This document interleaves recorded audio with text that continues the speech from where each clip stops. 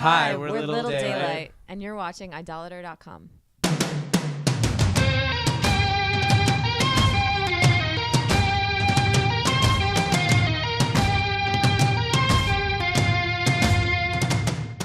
I try to flip my hair a lot more.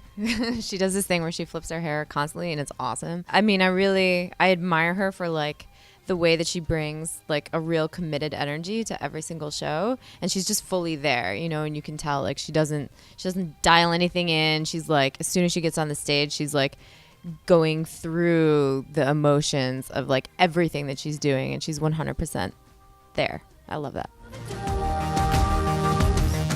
We have a fan who's been to several of our shows, which I hope he's not watching this, but he's always on ecstasy. He's at always every watching. single show. And he always talks about it freely. So, you know, I guess but we have sober fans too. Very sober fans. We don't just have He's so connected to doing ecstasy at our shows that even when we played in a synagogue in DC on like a Tuesday night a couple weeks ago, he had to, took ecstasy for that as well.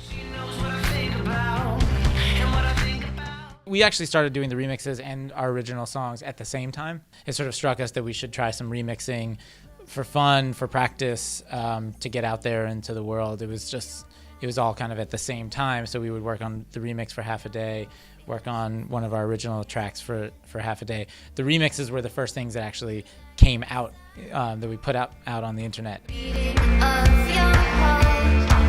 We produced all the songs that we put out and all the remixes, and it's part of the fabric of how we make music, which isn't to say that maybe one day we won't want to try it, but for now it's exactly the way we like to make music, and it's the way we write. We kind of write with producing in mind and vice versa, so it's totally just natural.